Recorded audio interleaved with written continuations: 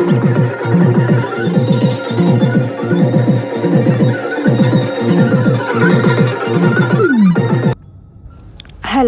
ನಮಸ್ತೆ ಎಲ್ಲರಿಗೂ. Welcome back to Soundarya Yallappa YouTube channel. ಇವತ್ತು ಬೆಳಗಿನ ಜಾವನೇ ಎದ್ದು ಎಲ್ಲಿಗೆ ಹೋಗ್ತಿದ್ದೀವಿ ಅಂತ ನೋಡ್ತಿದ್ದೀರಾ. ನಾವು ಬೆಳಗ್ಗೆನೇ ಎದ್ದು ಸನ್ರೈಸ್ ನೋಡೋಣ ಅಂತ ನಂದಿ ಬೆಟ್ಟಕ್ಕೆ ಹೋಗ್ತಿದ್ವಿ. ಬಟ್ ಸನ್ರೈಸ್ ನೋಡಿದ್ವಾ, ಏನಾಯಿತು ಅಂತ ವಿಡಿಯೋದಲ್ಲಿ ನೋಡಿ ಗೊತ್ತಾಗುತ್ತೆ. ನಮ್ಮ ಮನೆಯಿಂದ ನಂದಿ ಹಿಲ್ಸ್ಗೆ ಹೋಗೋದಕ್ಕೆ 1 hour ಆಯಿತು. ಬೆಳಗ್ಗೆ ಟ್ರಾಫಿಕ್ ಇಲ್ದಿರೋದ್ರಿಂದ ಬೇಗನೆ ಬಂದ್ವಿ ನಂದಿ ಹಿಲ್ಸ್ಗೆ. 6:40 ನಂದಿ ಹಿಲ್ಸಿಗೇನೋ ರೀಚ್ ಆದ್ವಿ. ಬಟ್ ನಾವು ಹೋಗಿದ್ದ ದಿನ ತುಂಬ ಫಾಗ್ ಇದ್ದಿದ್ದರಿಂದ ನಮಗೆ ಸನ್ರೈಸ್ ನೋಡೋ ಚಾನ್ಸ್ ಸಿಕ್ಕಿಲ್ಲ. ಬಟ್ ನಂದಿ ಹಿಲ್ಸು ಸನ್ರೈಸ್ ನೋಡೋದಕ್ಕೆ ಅಂತಲೇ one of the famous tourist place ಬ್ಯಾಂಗ್ಳೂರಲ್ಲಿ. ಸೊ ನಾವಿವಾಗ ಎಂಟ್ರಿ ಆಗ್ತಿದ್ದೀವಿ. ನಾವು ಕಾರಲ್ಲಿ ಬಂದಿರೋದ್ರಿಂದ ಕಾರ್ ಪಾರ್ಕಿಂಗ್ಗೆ ಅಂತ ಸಪ್ರೇಟ್ ಚಾರ್ಜಸ್ ಇತ್ತು. ಕಾರ್ ಪಾರ್ಕಿಂಗ್ಗೆ 100 rupees ತೊಗೊಳ್ತಾರೆ. ಆಮೇಲೆ ಪರ್ ಹೆಡ್ 20 rupees ಚಾರ್ಜಸ್ ಇರುತ್ತೆ ಇಲ್ಲಿ. ಸೊ ಇವಾಗ ಬನ್ನಿ ನಂದಿ ಬೆಟ್ಟ ಬಗ್ಗೆ ಸ್ವಲ್ಪ ತಿಳ್ಕೊಳ್ತಾ ನಂದಿ ಬೆಟ್ಟನ ಎಕ್ಸ್ಪ್ಲೋರ್ ಮಾಡೋಣ ಇವತ್ತು. ನಂದಿ ಬೆಟ್ಟ ಸಮುದ್ರದ ಮಟ್ಟದಿಂದ 4851 ಅಡಿ ಎತ್ತರದಲ್ಲಿದೆ. ಅಂದರೆ ಮೀಟರ್ ಲೆಕ್ಕಲ್ಲಿ ಹೇಳಬೇಕಂದ್ರೆ 1478 ಮೀಟರ್ ಎತ್ತರದಲ್ಲಿದೆ. ಈ ಬೆಟ್ಟವು ಚಿಕ್ಕಬಳ್ಳಾಪುರ ಜಿಲ್ಲೆಯಲ್ಲಿರೋದು. ನಂದಿ ಬೆಟ್ಟದ ಹೆಸರಿನ ಮೂಲದ ಬಗ್ಗೆ ಹಲವಾರು ಕಥೆಗಳೇ ಇದೆ. ಚೋಳರ ಕಾಲದಲ್ಲಿ ನಂದಿ ಬೆಟ್ಟವನ್ನು ಆನಂದಗಿರಿ ಎಂದು ಕರೆಯಲಾಗುತ್ತಿತ್ತು. ಅದರ ಅರ್ಥ ಸಂತೋಷದಿಂದ ಕೂಡಿದ ಬೆಟ್ಟ ಎಂದು. ಶಾಸನದ ಪ್ರಕಾರ ಹೇಳೋದಾದರೆ ಪುರಾತನ ಕಾಲದಲ್ಲಿ ಸುಮಾರು 1000 ವರ್ಷಗಳ ಹಿಂದಿನ ಕಾಲದಲ್ಲಿ ನಂದಿ ದೇವಾಲಯ ಬೆಟ್ಟದ ಮೇಲೆ ಇರುವುದರಿಂದ ಬೆಟ್ಟಕ್ಕೆ ನಂದಿ ಬೆಟ್ಟ ಎಂಬ ಹೆಸರು ಬಂದಿದೆ ಅಂತಲೂ ಹೇಳಲಾಗುತ್ತದೆ. ಯೋಗಾದೀಶ್ವರನೆಂಬ ತಪಸ್ವಿಯು ತಪಸ್ಸು ಮಾಡಿದ ನಂತರ ಬೆಟ್ಟಕ್ಕೆ ಈ ಹೆಸರು ಬಂತು ಅಂತಲೂ ಹೇಳ್ತಾರೆ. ಟಿಪ್ಪು ಸುಲ್ತಾನರು ಕೋಟೆ ಕಟ್ಟಿರುವುದರಿಂದ ನಂದಿಯು ನಂದಿದುರ್ಗ ಎಂಬ ಹೆಸರು ಬಂದಿದೆ ಅಂತಲೂ ಹೇಳ್ತಾರೆ. ಈ ಬೆಟ್ಟವು ನಿದ್ರಿಸುತ್ತಿರುವ ನಂದಿಯಂತೆ ಕಾಣುತ್ತಿರುವುದರಿಂದ ಬಹುಶಃ ನಂದಿ ಬೆಟ್ಟ ಎಂಬ ಹೆಸರು ಬಂದಿದೆ ಅಂತಲೂ ಹೇಳ್ತಾರೆ. ಈ ರೀತಿ 4 ರಿಂದ 5 ದಂತಕಥೆಗಳಿಂದ ಈ ಹೆಸರು ಬಂದಿದೆ ಅಂತ ಹೇಳಲಾಗುತ್ತದೆ. ವಿಜಯನಗರ ಸಾಮ್ರಾಜ್ಯದ ಆಡಳಿತಗಾರರು ಈ ಬೆಟ್ಟವನ್ನು ಅಭಿವೃದ್ಧಿಪಡಿಸಿ ಇಲ್ಲಿರುವ ದೇವಾಲಯಗಳನ್ನು ನಿರ್ಮಿಸಿರುತ್ತಾರೆ. ಬ್ರಿಟಿಷರು ಈ ಬೆಟ್ಟವನ್ನು ವಶಪಡಿಸಿಕೊಂಡ ನಂತರ ಅವರು ಇಲ್ಲಿ ವಿಶಾಲವಾದ ಬಂಗಲೆಗಳನ್ನು ಮತ್ತು ಉದ್ಯಾನವನಗಳನ್ನು ನಿರ್ಮಿಸಿರುತ್ತಾರೆ. ನಂದಿ ಬೆಟ್ಟವು ಭಾರತದ ಸ್ವಾತಂತ್ರ್ಯ ಹೋರಾಟದಲ್ಲಿ ಪ್ರಮುಖ ಪಾತ್ರನೇ ವಹಿಸಿದೆ ಅಂತ ಹೇಳಲಾಗಿದೆ. ನಂದಿ ಬೆಟ್ಟದಲ್ಲಿ ಸುಂದರವಾದ ನಂದಿ ವಿಗ್ರಹ ನಿರ್ಮಾಣ ಮಾಡಿದ್ದಾರೆ. ಈ ನಂದಿಯ ಮುಂದೆ ನಲ್ಲಿಕಾಯಿ ಮರ ಇರುವುದರಿಂದ ಇದನ್ನು ನಲ್ಲಿಕಾಯಿ ಬಸವಣ್ಣ ಅಂತ ಕರೆಯುತ್ತಾರೆ. ಈ ಪ್ಲೇಸ್ಗೆ ಟಿಪ್ಪು ಡ್ರಾಪ್ ಅಂತ ಕರೀತಾರೆ. ಟಿಪ್ಪು ಆಡಳಿತ ಅವಧಿಯಲ್ಲಿ ತಪ್ಪಿತಸ್ಥರಿಗೆ ಮರಣ ಶಿಕ್ಷೆ ವಿಧಿಸಿದ್ದಾರೆ. ಇದೇ ಇಳಿಜಾರು ಪ್ರದೇಶದಿಂದ ತಳ್ಳಿ ಅವರನ್ನು ಮರಣದಂಡನೆಗೆ ಗುರಿಪಡಿಸಲಾಗಿತ್ತು. ಆದ್ದರಿಂದ ಈ ಸ್ಥಳವನ್ನು ಟಿಪ್ಪು ಡ್ರಾಪ್ ಅಂತ ಕರೀತಾರೆ. All thanks to these people who have taken me here. It's the best weather here. I'm just having peace in this weather. I'm loving this weather a lot. Thanks to these cousins who have taken me here. And look at the weather.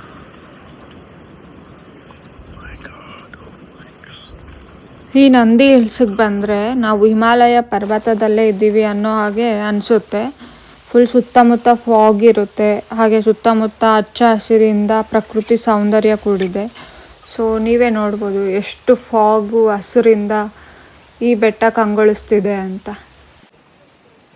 Will go and take photos. ಹಾಂ, it will come good there. Huh? Again we can't come up. Huh? Again we can't come up. Kavya, come, we'll go. Ati, Arey, Mama is calling. I guess 8 o'clock is already been. Let's go. he is calling. He is calling to ask whether you people reached or what. ಅದು photo shoot point photo ತಗೋಬೇಕಾ ಅಂತ ಕೇಳ್ತೀನಿ.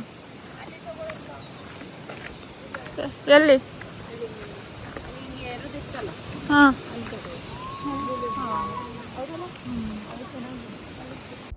So ಇಲ್ಲೇ ಬೆಟ್ಟದ ಮೇಲೇ ನಿಮಗೆ shops ಸಿಗುತ್ತೆ ಈ ಥರ. ಸೊ ನಾವಿಲ್ಲಿ ಒಂದು ಚಿಕ್ಕ ಕಾಫಿ ಬ್ರೇಕ್ ತೊಗೊಂಡು ಕಾಫಿ ಕುಡ್ದು ಹೊರಟ್ವಿ ಇಲ್ಲಿಂದ. ನಂದಿ ಹಿಲ್ಸ್ಗೆ ಯಾವ ಟೈಮಲ್ಲಿ ಬಂದರೆ ಚೆನ್ನಾಗಿರುತ್ತೆ ಎಕ್ಸ್ಪ್ಲೋರ್ ಮಾಡೋದಕ್ಕೆ ಅಂತ ತಿಳಿಸಿ. ನಿಮಗೇನಾದರೂ ಗೊತ್ತಿದ್ದರೆ ಕಮೆಂಟ್ ಬಾಕ್ಸಲ್ಲಿ ತಿಳಿಸಿ. ನಾವು ಬಂದಿದ್ದು ಮಾರ್ನಿಂಗ್ ಟೈಮಲ್ಲಿ, ಬೆಳಗ್ಗೆ ಜಾವನೇ ಬಂದು ಸನ್ರೈಸ್ ನೋಡೋಣ ಅಂತ ಬಂದಿದ್ದು. ನಮಗೆ ಸನ್ರೈಸ್ ಕಾಣಿಸಿಲ್ಲ, ತುಂಬ ಫಾಗ್ ಇದ್ದಿದ್ದರಿಂದ. ಸೊ ಸನ್ರೈಸ್ ನೋಡೋದಕ್ಕಾಗಿಲ್ಲ, ಬಟ್ ಫಾಗ್ ಎಂಜಾಯ್ ಮಾಡ್ಕೊಂಡು ಬಂದ್ವಿ ನಾವು.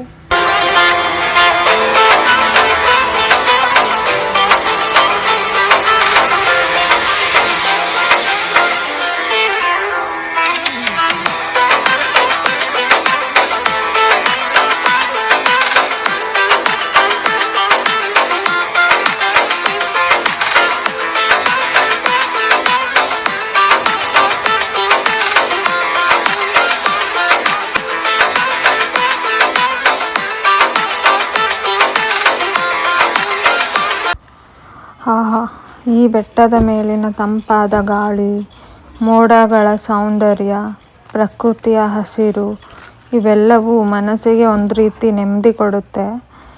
ನಂದಿ ಬೆಟ್ಟಕ್ಕೆ ನೀವೇನಾದರೂ ಭೇಟಿ ನೀಡಿಲ್ಲ ಅಂದರೆ ಒಂದು ಸಲ ಖಂಡಿತವಾಗಿಯೂ ಈ ಸುಂದರ ಅನುಭವವನ್ನು ಪಡೆದುಕೊಳ್ಳೋದಕ್ಕಾದರೂ ನಂದಿ ಬೆಟ್ಟಕ್ಕೆ ಬಂದು ಹೋಗಿ ಅಂತ ನಾನು ಹೇಳೋದಕ್ಕೆ ಇಷ್ಟಪಡ್ತೀನಿ.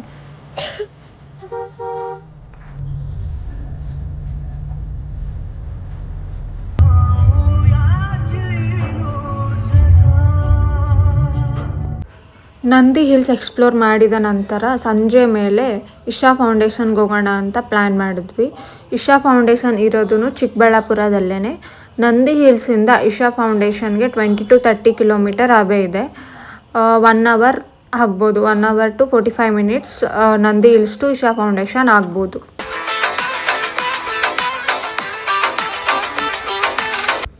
ಸೊ ಇಲ್ಲೂ ಅಷ್ಟೇ ಕಾರ್ ಪಾರ್ಕಿಂಗಿಗೆ ಅಂತಲೇ ವಿಶಾಲವಾದ ಜಾಗ ಇದೆ.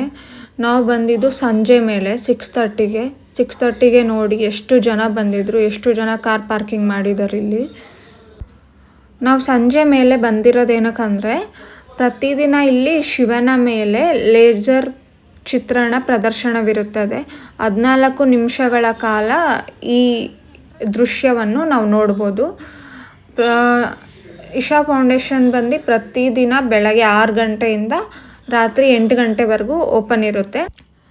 ಲೇಸರ್ ಶೋ ಪ್ರತಿದಿನ ಸಂಜೆ 7 ಗಂಟೆಗೆ ನಡೆಯುತ್ತದೆ. ಇಲ್ಲಿ ಎಂಟ್ರೆನ್ಸಲ್ಲಿ ನಾವೀಗ ನೋಡ್ತಿರೋದು ಸಾಮಾನ್ಯ ರಥವಲ್ಲ, ಇದು ಚಿಕ್ಕಬಳ್ಳಾಪುರದ ಸದ್ಗುರು ಸನ್ನಿಧಿಯಲ್ಲಿರುವ ವಿಶೇಷ ರಥಕಾರದ ರಚನೆ. ಇದು ಪ್ರಾಚೀನ ಕಾಲದ ರಥವಲ್ಲ, ಆಧುನಿಕ ಆಧ್ಯಾತ್ಮಿಕ ಸಂಕೇತವಾಗಿ ನಿರ್ಮಿಸಿರುವ ರಚನೆ. ಇದರ ಮೇಲೆ 54 ಅಡಿ ಎತ್ತರದ ಮಹಾಶೂಲವಿದೆ. ಸುಮಾರು 1 ಟನ್ ತೂಕದ 4 ಬೃಹತ್ ಕಲ್ಲಿನ ಚಕ್ರಗಳು ಇದರ ವಿಶೇಷತೆ. ಈ ಮಹಾಶೂಲವು ಸೃಷ್ಟಿ, ಸ್ಥಿತಿ ಮತ್ತು ಲಯದ ಸಂಕೇತವಾಗಿದೆ.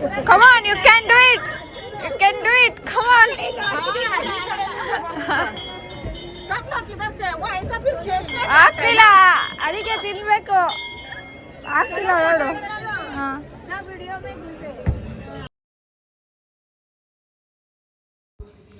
ಈ ರಥದ ಒಳಗಡೆ ಉತ್ತ ದೇವಾಲಯ ಇದೆ. ಇಲ್ಲಿ ಹೋಗಿ ಪ್ರದಕ್ಷಿಣೆ ಹಾಕಿ ಉತ್ತದ ಮಣ್ಣನ್ನು ಹಣೆಗೆ ಹಚ್ಚಿಕೊಂಡು ಬರುತ್ತಾರೆ. ಇದರಿಂದ ಒಳ್ಳೆಯದಾಗುತ್ತದೆ ಅನ್ನೋ ನಂಬಿಕೆ ಇದೆ. ಈ ರಥದ ಎದುರುಗಡೆ ನಾಗ ದೇವಾಲಯ ಇದೆ. ಈ ನಾಗನಿಗೆ ದಿನಕ್ಕೆ 3 ಬಾರಿ ಪೂಜೆ ಸಲ್ಲಿಸುತ್ತಾರೆ.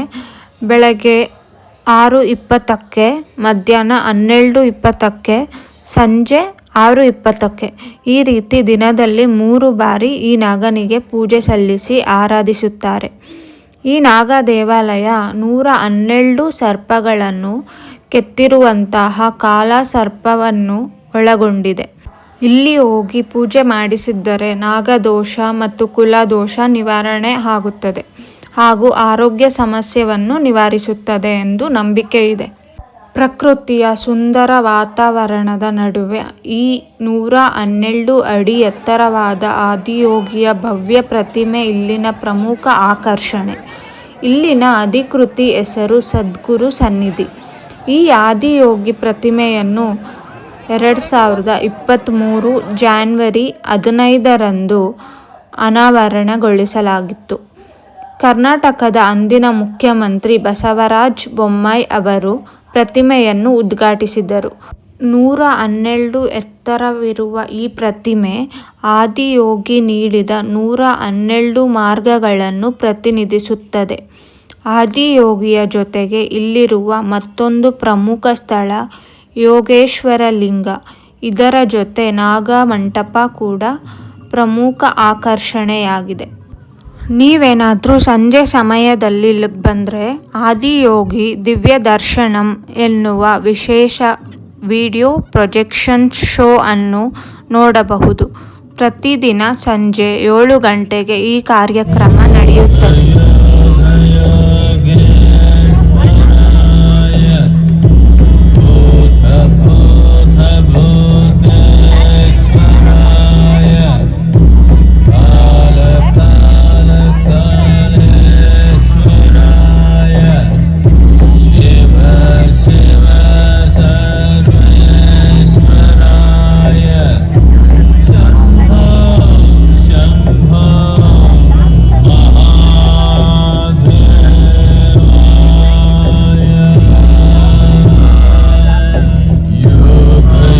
ಆದಿಯೋಗಿಯು ನಾವೆಂದು ಸಪ್ತ ಋಷಿಗಳೆಂದು ಪೂಜಿಸುವ 7 ಋಷಿಗಳಿಗೆ ಯೋಗದ ವಿಜ್ಞಾನವನ್ನು ಅದರ ಸಂಪೂರ್ಣ ಗಹನತೆಯೊಂದಿಗೆ ಧಾರೆ ಎರೆದನು.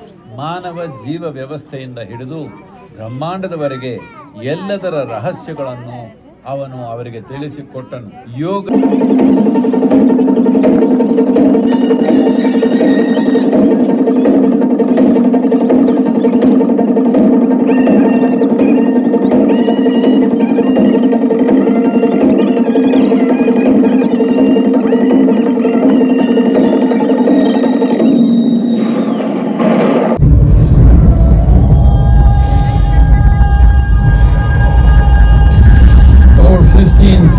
years ago, a being appeared in the upper regions of Himalayas. No one knew who he was, where he came from. The origins of this spectacular being were unknown.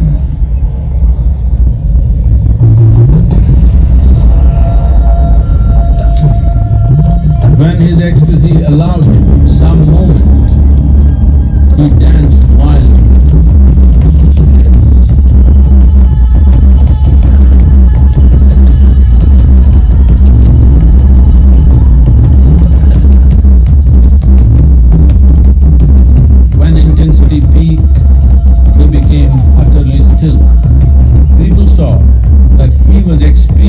Dimensions that no one had ever known or able to fathom. His ecstasy and intensity allowed him to transcend his physical form. Witnessing an individual human in union with the cosmos, they call him a yogi, as he was the first one, the Adiyogi.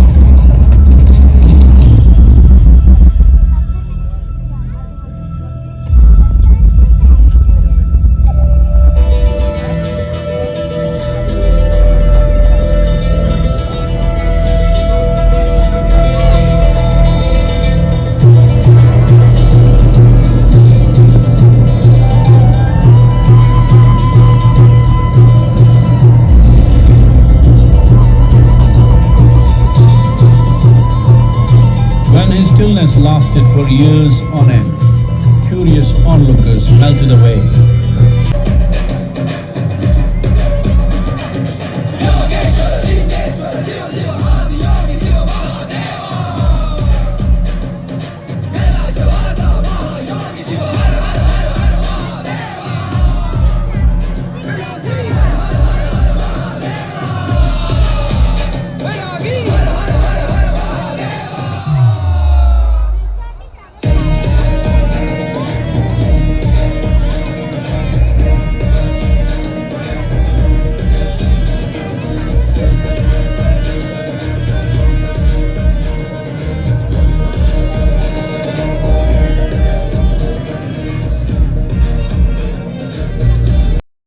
ಸದ್ಗುರುಗಳ ಒಳನೋಟವೂ ಉಳ್ಳ ಉಪನ್ಯಾಸದೊಂದಿಗೆ ಈ ದೈನಂದಿನ ಪ್ರದರ್ಶನವು ಸಂಜೆ 7 ಗಂಟೆಗೆ 14 ನಿಮಿಷಗಳ ಕಾಲ ನಡೆಯುತ್ತದೆ ಮತ್ತು ಆದಿಯೋಗಿಯ ಮಾನವೀಯತೆಯ ಸಮರ್ಪಣೆಯನ್ನು ಪ್ರದರ್ಶಿಸುತ್ತಾರೆ.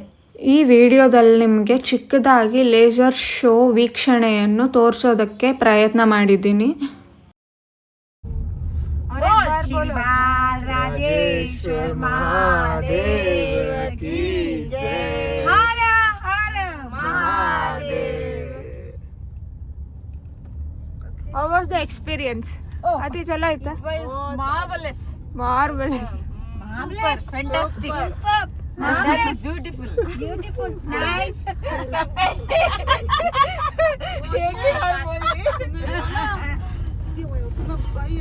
ताऊ एकदम चौकस तो का? हे काय हे बोल ಅದೊಂದು ಡಿಕ್ಕಿದಾಗ ಇಡು. ಹೇಗೆ ठेवते आत मध्ये ठेव ಏ ಬಾಬು ಅಲ್ಲಿ ಇಡು. ನಾಳೆ ಹೆಚ್ಚಿಗೆ ಮಾಡ್ತಾರ ಅದು ದನ್ನದ ಗಟ್ಲೆ ಹಾಕಬೇಡ. ಒಟ್ನಲ್ಲಿ ಚಿಕ್ಕಬಳ್ಳಾಪುರಕ್ಕೆ ಬಂದಾಗ ನೋಡಬಹುದಾದ ಒಂದು ವಿಭಿನ್ನ ಸ್ಥಳಗಳು ಇವು. ಒಂದು ಕಡೆ ನಂದಿ ಬೆಟ್ಟಗಳ ಪ್ರಕೃತಿಯ ಸೌಂದರ್ಯ, ಮತ್ತೊಂದು ಕಡೆ ಭವ್ಯವಾದ 112 ಅಡಿ ಆದಿಯೋಗಿ ಪ್ರತಿಮೆ. ಇವೆರಡರ ಸಂಯೋಜನೆಯಿಂದ ಈ ಸ್ಥಳಕ್ಕೆ ತನ್ನದೇ ಆದ ವಿಶೇಷತೆ ಇದೆ. ಸೊ ಈ ವ್ಲಾಗನ್ನು ಇಲ್ಲಿಗೆ ಮುಗಿಸ್ತಾ ಇದ್ದೀನಿ. ಈ ವ್ಲಾಗ್ ನಿಮಗೆ ಇಷ್ಟವಾಗಿದೆ ಅಂತ ಅಂದ್ಕೊಳ್ತಿದ್ದೀನಿ. ಸೊ ಇಷ್ಟವಾದಲ್ಲಿ ನಿಮಗೆಲ್ಲರಿಗೂ ಗೊತ್ತಿರುವ ಹಾಗೆ ಲೈಕ್, ಶೇರ್, ಕಮೆಂಟ್ ಮತ್ತು ಸಬ್ಸ್ಕ್ರೈಬ್ ಮಾಡೋದು ಮರಿಬೇಡಿ. ಮತ್ತಷ್ಟು ಇಂಟ್ರೆಸ್ಟಿಂಗ್ ವ್ಲಾಗ್ಗಳ ಜೊತೆ ನಿಮಗೆ ಮುಂದಿನ ವಿಡಿಯೋದಲ್ಲಿ ಸಿಗ್ತೀನಿ. ಅಲ್ಲಿವರೆಗೂ ಟೇಕ್ ಕೇರ್, ಬಾಯ್.